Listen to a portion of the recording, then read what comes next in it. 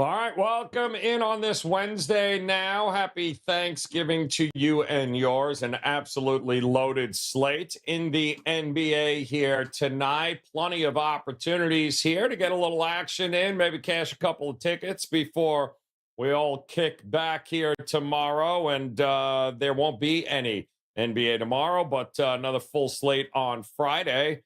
So let's get at it here today while we can with three of our favorites here at WagerTalk.com. Nobody does the NBA quite like these three here. Is Skee Profit in the house, Mr. Kabang, Ronald in the house, as is Double R1L and Steve Merrill, ready to roll here tonight in what should be a pretty fun card here across the board. A lot of different opportunities to jump in, and we'll start, of course, with the contrarian gods who have their eyes set on the Memphis Grizzlies here tonight. As we, not hard to figure out, the whole world now loves the Houston Rockets after they could not wait to fade them a year ago.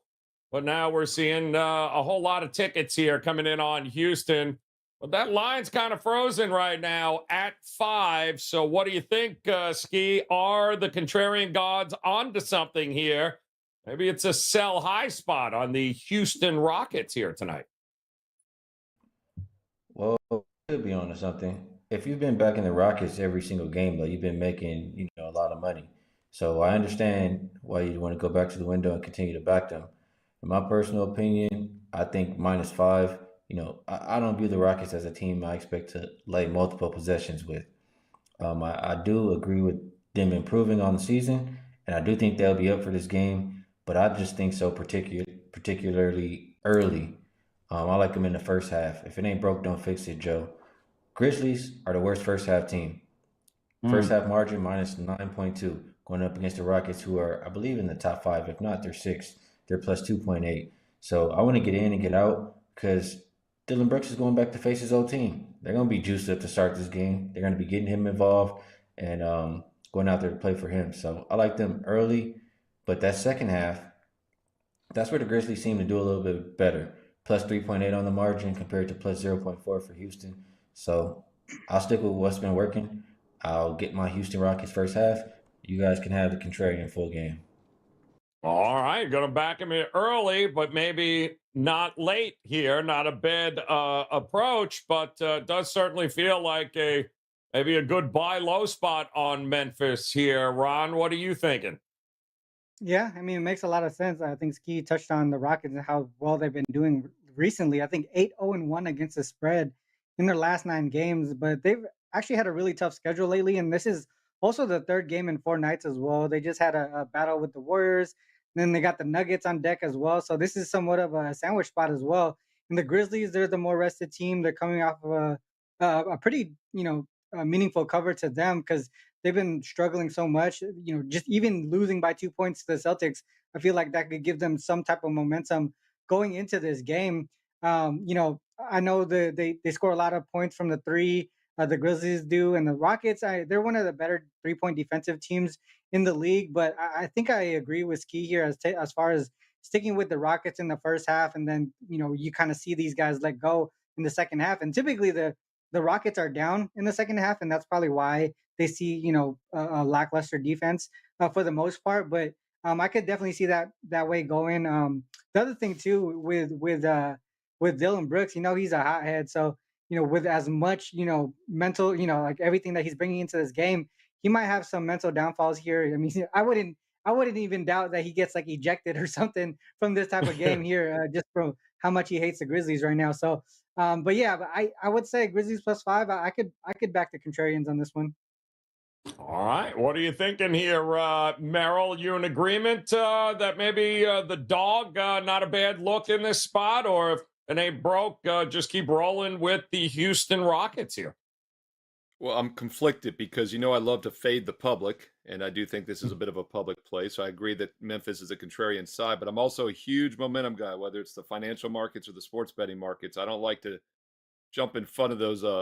Don't try to catch a falling knife when a team is struggling. And Gabe Morency and I came up with the counter to that. Don't try to dodge a speeding bullet. And the Rockets are a speeding bullet right now. 9 straight spread covers. but they've lost the last 3 games straight up. So for that reason, I don't think they're going to take their foot off the gas or overlook this game tonight, especially with Denver and Dallas and Denver and the Lakers on deck the next 4. 3 losses and 4 games in which they'll probably be the underdog. This is a very important spot for Houston. So not looking to fade them right now. And it's ironic, keep in mind Houston started the season 0-3 straight up in ATS, losing to Orlando and San Antonio the first 2, and then Golden State. And then they became underrated. They've covered 9 straight. So I'm not so sure that the markets have fully caught up to them yet. I do think there'll be some value back in the Grizzlies in the near future. I'm just not going to be on board tonight. All right. Well, there you got it. A little something there with the contrarian gods, some agreement, some maybe holding off. It's an intriguing spot here, certainly on the card tonight. But let's face it, the main game here tonight, our featured matchup, going to have a lot of eyes as the Milwaukee Bucks and the Boston Celtics get ready to do battle here. Seeing the tickets pretty much split down the middle. We're seeing 5 now, I believe, on the Celtics, as they certainly did get a little bit of love early on. 234 is what I'm seeing for the total right now. So what are we thinking here, Skee? Celtics at home, Bucks getting 5. How are you looking at this one? Well, I don't like that Jason Tatum was questionable now, because I was leaning towards the Boston side. I just, I just think that they have more cohesion with the new additions. They fit right in. They're playing great, and the Bucks, they've been playing a little bit better lately, but they're still not at that spot where I like them to be. So at this point in the season, as long as Tatum is in, I think I'll get to the window with either the Boston in the first quarter, where they have Porzingis out there majority of the 12 minutes, and they're beating teams, or they have a plus 5.4 margin compared to the Bucks with a minus 0.7. So I like them early, but I also think they can win this game, and it's a revenge game for Drew Holiday going back to face his old team in the Bucks, and they pretty much said, "Hey, we found somebody better than you. We'll take Lillard." So I'm pretty sure he'll be up for this game. Lillard is a guy who struggles against Drew Holiday. Like when they played in the playoffs, the one time they did, Lillard averaged 18.5 points per game. I think all time versus Holiday, he averages 24.4 or something like that. And so far this season, Lillard averages 24.6. So the reason I chose the way I chose to go in this game, I took Lillard under his 26.5 points, just because I trust the backcourt defense for Boston between Drew Holiday and Derek White. And I think that's a little bit too much to ask. I didn't take Drew Holiday props just because it's been bumped up with the news of Tatum. But if Tatum is ruled in and it goes back down, I'll be on some Drew Holiday props as well. All right. Opportunity here tonight to let's see if what is it, 5 in a row here for Milwaukee, Ron. So I mean they certainly seem to have righted the ship here a little bit, but this was pretty much smack city a year ago. I think the Celtics owned the Bucks. But what happens here tonight, do you think? What, Tatum's a concern here? How big a concern for you? Yeah, it's definitely a concern. I think you can't really. I mean, in my opinion, I don't think you can really bet on this game until you know his full status, because the line could move either way based on his, if he's going to play or not. But like you mentioned, the Bucks won 5 in a row. They covered 4 straight now, so they are kind of clicking, especially on the offensive side of the ball. But this is actually a situation where this is the first time they're a dog this season. So this is sort of a telling line that they know that the Celtics are the better team. The Bucks do, and I think from a matchup perspective, I think the Celtics do match up really well against this Bucks team as well. I think they've been dominant at home, especially defensively. 5-0 straight up, 4-1 against the spread at home. They won each game at home by at least 8 points, and they're allowing just 102.8 points per game at home as well. So this home court advantage here is pretty big. I think this is going to be a playoff atmosphere type game with or without Tatum. And we know Drew's going to come into this game with an agenda on his own too. So, he's going to want to lock up his replacement. So I think the way to tackle this game, like I said, I would wait until you get a solid line with the full, the status of Tatum. But I would probably look towards the Bucks team total under, or even the full game under. Those would be the ways that I go in this one. 5-0 at home, I think. 6-3 on the road. Boston's usually been a good spot to back them here, but I mean, if you think there's any concern about Tatum not going, they're listing it as an illness, so I don't know what the hell that means. But you got to say now would be a good time to jump in on Milwaukee if you're leaning that way. Merrill, no? Yeah, he's listed as illness, but non-COVID related. So don't worry, Joe Verneri. He will not have to get a COVID test. I like how they're still putting that on there. You know, it's like back in the day, it didn't say non-flu related or non-sinus related. But anyway, Tatum is questionable. And like these guys said, it's very hard to handicap this game without knowing if one of the best players in the NBA is going to play. And, you know, normally I'd say either way, I like the Celtics. They've dominated the series. So if Tatum's in there, you know, they're the better team. And if he's not in there, we're going to get drastic line adjustment. And we know there's this blindly shorthanded teams that's hit like 70% the last couple of years. But it's just not that simple in this one. I would wait till tip off. And the nice thing nowadays is that you do have in-game, you know, live lines. So you literally can wait to see the game start and see if he's out there or not and how he looks for a couple minutes. Because it's not like the first 3 or 4 minutes of an NBA game means anything whatsoever to the live odds. So I think if you're going to play this one, I like the Celtics, but I want to make sure Tatum is healthy and playing. If he's out there for the first couple of minutes and it looks like he is non-ill related, then I would go ahead and like the Celtics because, like you said, they have been very good in this series. All 3 games last year they covered. Their only loss, by the way, was in overtime at Milwaukee. The most recent meeting last March, they won by 41 points, and they won the home game on Christmas last year by 21 points, and they've now covered 5 in a row. By the way, all 3 went over last year, including that overtime game. But I like the Celtics here, both offensively. But Boston has a substantial defensive edge, at least based on the numbers so far this season. So with Tatum, Boston would be my play. With Tatum. All right, wait to see here, guys. We'll see if he is a go. Should be a fun one, one way or the other. And a quick reminder, if you are new joining us here on WagerTalk TV, go ahead, hit that subscribe button, become part of the WagerTalk TV family, as nobody's got more content for you during the week than we do, whether it be NBA, college basketball, NHL, of course, college football, as well as the NFL and NHL. So plenty of opportunities for you to get at what these guys are looking at from a head-to-head matchup standpoint, all current, games that might be coming up during the day. We've got it all for you. All you got to do is hit the subscribe button and be notified every time those videos become available. So we do have a game we're going to focus on the total with here tonight in our overtime section.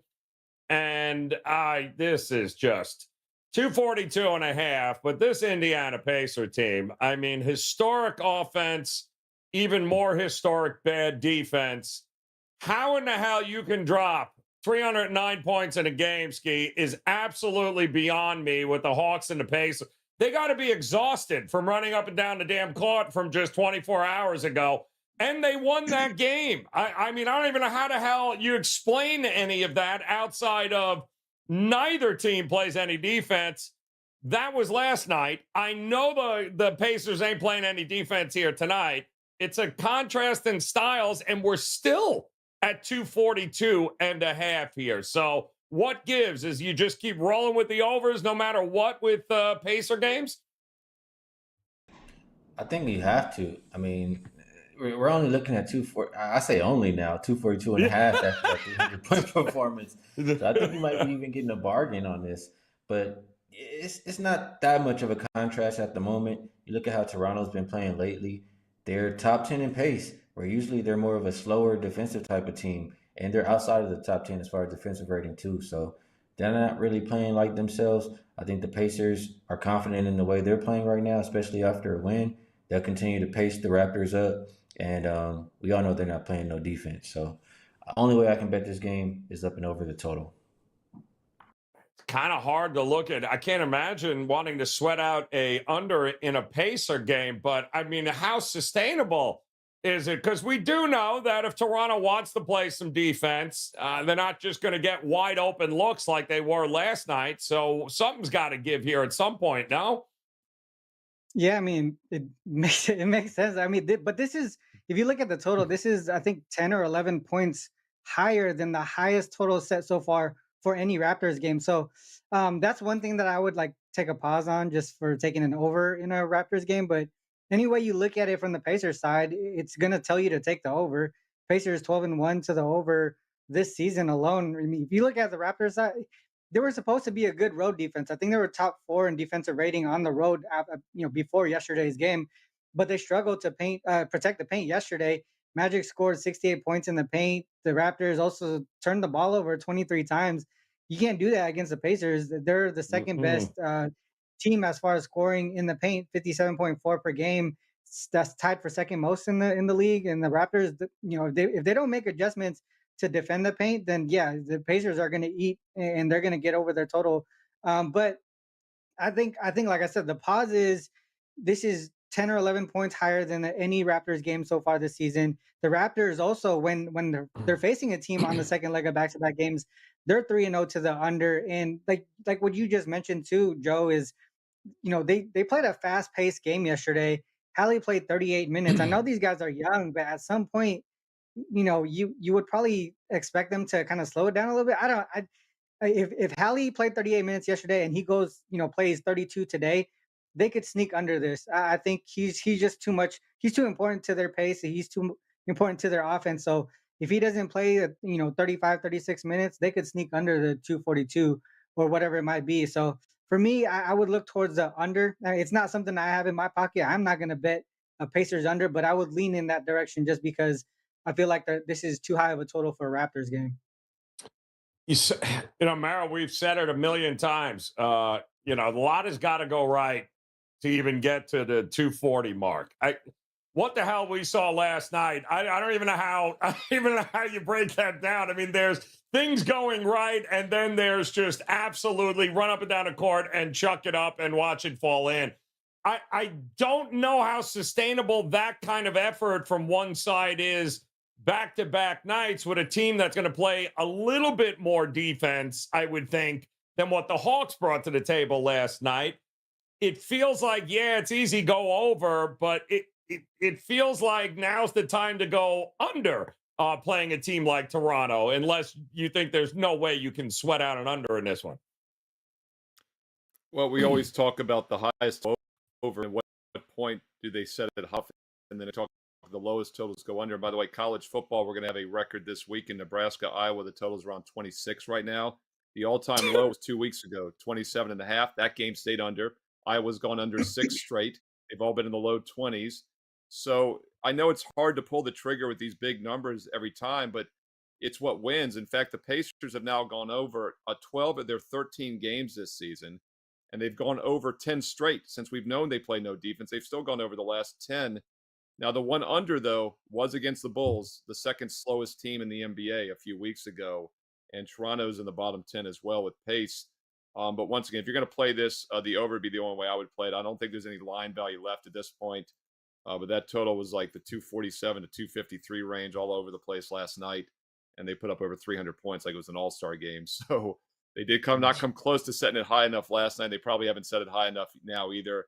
And by the way, I do think fatigue's a concern, but I've always said I think fatigue hurts you more in defense than offense. So if that's the case, there might not be any D here. And I think Toronto will probably relish the opportunity to put some points up. Don't forget the 2 games ago, the Raptors put up 142 points against the Pistons.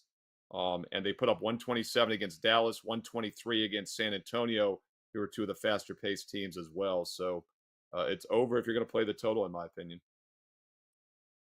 Just feels like we're going to get, like, when Indiana loses, they're going to lose by 1 million. When they win, they're going to drop 150 on you, and that's going to be the end of it. It's a fascinating team to see how it all unfolds here coming up this year. But we got a lot of places to look on this card here tonight. Obviously, with almost everybody, I believe all teams in action here tonight, means we've got plenty of dogs that could very well be barking here tonight. So let's see what's on the card here, Robert. That's my dog. That's my dog. That's my dog. That's my dog. And anybody got to say anything, you let me know. That's my dog. All right, we got a ton here tonight. Some new faces on the dog list here tonight, including the 76ers. You don't often see them. Warriors, Pelicans back in a dog roll again there against Sacramento, I believe. The Lakers, the Cavs, Nets here. We got even the Bucks at we told you at +5. So some new faces here to choose from a barking dog perspective, Skee. All right, you got the board, man. If there's one that's barking, which one do you think it is? Oh, mute it. Mute it. Muted. My bad. Oh. I feel like there's two, but I only got to the window with one. So I guess I'll go with the one I got to the window with. And that's going to be Golden State. They're +2.5 now. I feel like the only thing I don't like about this game is Scott Foster is going to be reffing tonight. I feel like as soon as that news came out, the line moved the point to the other side. Damn. In all seriousness, it's not a great spot for Phoenix. They're on a back-to-back, and just the other day, like it's your third game in 4 nights. They're on a back-to-back right now, and the other game, the other day, they played a double overtime game. So I just don't know how much left they have in the tank versus the Golden State team who, if you look at their last 5 games, they've been better defensively. They've been a better rebounding team. And I like what they're doing offensively. Starting to move the ball a little bit more like I'm accustomed to with their team, getting Klay some better shots. I just like what I saw on their side. So Golden State, I feel like with a little bit more rest advantage here, they're 5-2 on the road this year in comparison to a disaster last year. I think they get the job done tonight. So I'll take the Warriors plus the 2.5, plus 114. Well, I'm liking it there. It certainly feels like they might have turned a corner here in that last matchup. Not a great spot for Phoenix. I am with you there. How about it, Mr. Kabang? A lot of different dogs, some new faces on this list. Where are you going to go for a barking dog tonight? I'm gonna go with the Wizards. I actually think I did this before too with the same matchup, Wizards against the Hornets. But Wizards 2-9 on the season. They match up well with the Hornets just because neither team plays any defense. The Wizards, they've already beat the Hornets in Charlotte. Like I said, I think this is another game that I did as a dog. The Hornets coming off an OT win over the Celtics. This is sort of like a major letdown spot here, in my opinion. They're probably going to have tired legs in this one too. Bridges and LaMelo both played over 41 minutes. Brandon Miller, Gordon Hayward both played 39 plus.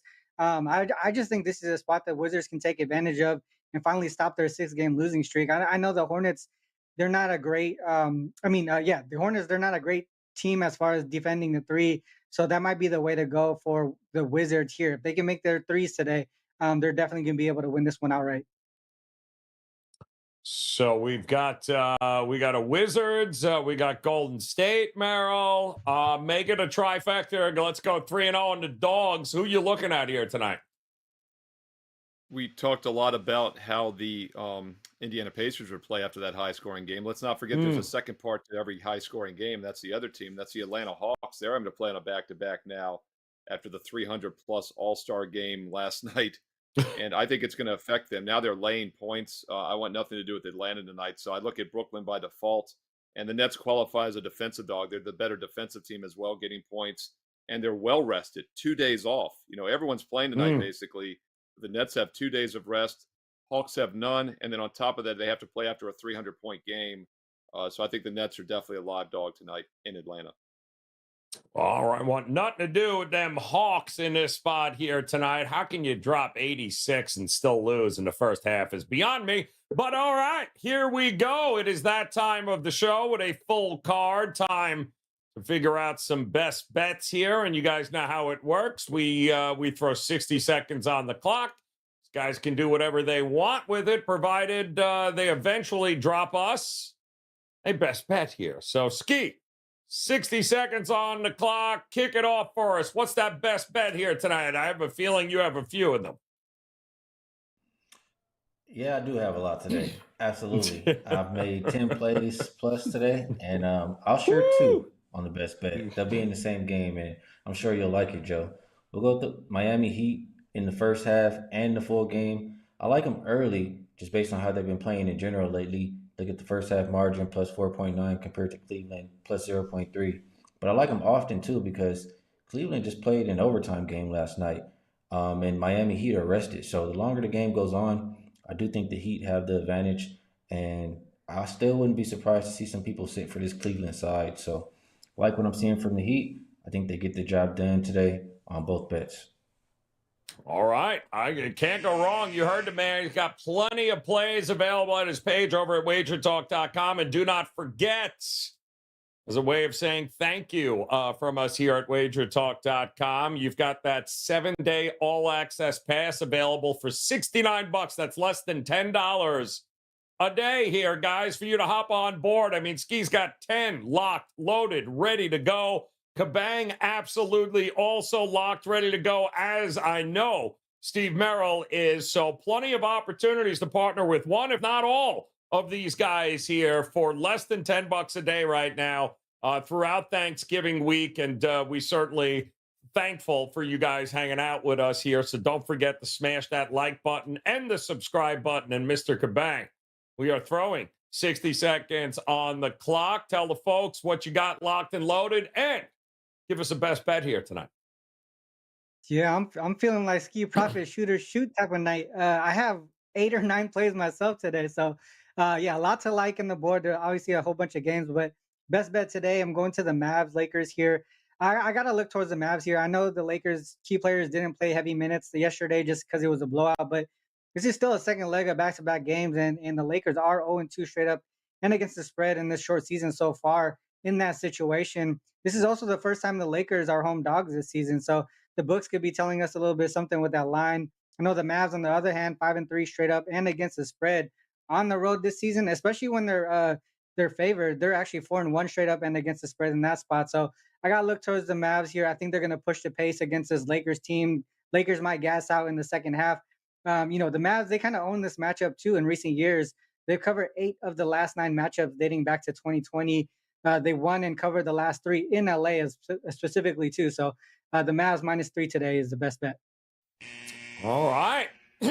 Mavs -3, getting it done. Feels like it's been a while since we talked about the Mavs here on the show. Merrill, these two guys over here, I mean, damn, they are taking their shots here tonight in the NBA. Combined almost 20 plays. Tell the folks what you got rolling here tonight and drop us a best bet here. I've got one NBA best bet for Wednesday night. Right. And normally that wouldn't be a big deal on a Wednesday with all the football coming up, but it is a big deal because it's my first NBA over-under release this season. How rare are my NBA over-unders? Well, last year I only had 6 of them, and guess what? They went a perfect 6-0, 100% last season. So you might want to pay attention to a strong over-under best bet tonight on Wednesday. Get it for 25 as a standalone, or get the 7-day special with all my football as well and college hoops for the next 7 days and nights for just $69. No promo code needed. Steve Merrill, WagerTalk.com. Let's look at a free player prop. I'm ashamed that I didn't bring a turkey prop for the day before Thanksgiving, but I'll make it up with a player prop tonight. Wembanyama, Victor, and the Spurs over 17.5 total points. Had his second worst game of the season last Monday against the Clippers 2 nights ago. 9 points. Last time he had 8 points against the Thunder a few weeks ago. He came back with 27 and 19 the 2 games after that. Clippers might overlook this game too after the easy win on Monday. Wembanyama over 17.5 points. Happy Thanksgiving. Boom. There you got it here, guys. Woo! Look at that. See, There's a that's prop. nothing says God. Thanksgiving like look at back that. when I That's was how old. I'm excited young he now. was. Woo! I'm so much quicker. Do not forget, though, take advantage of that Thanksgiving promotion here, guys. Our way of saying thank you here at Wager Talk. $69, 7 days, all access. That means every play that these guys have for 7 days across all the sports. There you got it. Go, no coupon needed. Just visit them over at their page now at WagerTalk.com. That's Skee, that's Ronald, and that is Steve Merrill. And we got a loaded card here tonight. Of course, off tomorrow for Thanksgiving. Back on Friday with another loaded card here in the association. And on behalf of all of us here at WagerTalk.com, we certainly give thanks to hang out with you guys each and every day during the week and on the weekends. And best of luck with all the plays here tonight, as well as tomorrow if you're going to dabble in on some of the other sports. We'll be back on Friday. Come back and join us then. Have a happy Thanksgiving, and we'll see you soon.